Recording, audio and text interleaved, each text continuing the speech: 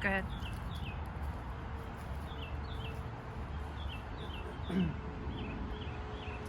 Hello everyone, I'm Josh McQueen. Many of you know me as being John's son. On behalf of my family, I would like to thank you all for joining us today to commemorate the life of John Thomas McQueen. For the McQueen family, death has always been something closely tied to our daily lives. Growing up around a funeral home, John spent his whole life dealing with death and understanding how grief works. From a young age, John began to understand what a significant role a funeral plays in the grieving process. John realized that although funerals occur at one of the hardest times for a family, they should not be a sad experience. In fact, John adamantly believed that funerals were a celebration of life that had passed, and he wanted to ensure that every family he served had an enjoyable reflection on the time they spent with their lost loved one. Now that John's time has come and death has hit us so close to home, we're doing our best to hold on to John's belief that funerals are a celebration of life by celebrating John's life. Thinking back on John's life, I've realized how interesting a man my father was.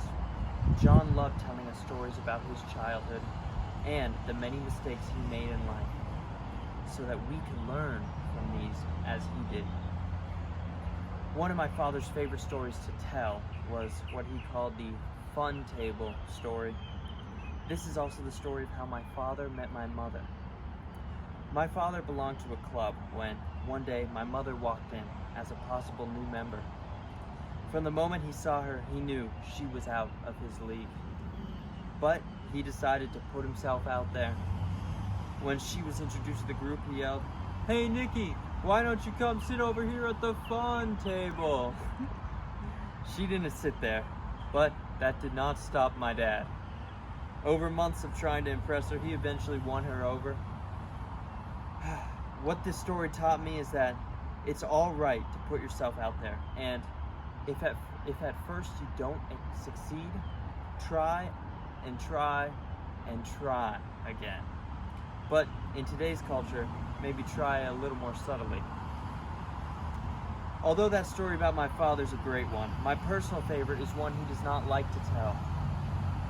Late one Christmas night, after my dad put us to bed, he noticed that his friend had posted that their family was unable to give their daughter much of a Christmas that year due to financial reasons.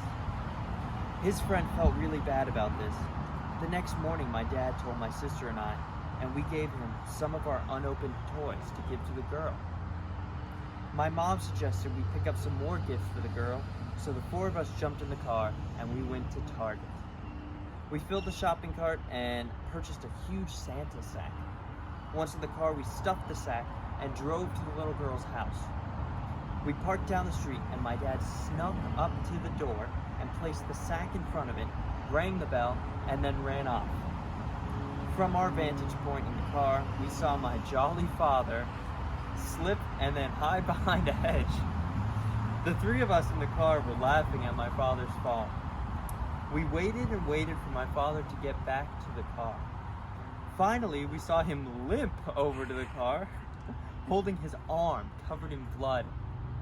We rushed to the emergency room where we found out that because of his fall, he had broken his arm.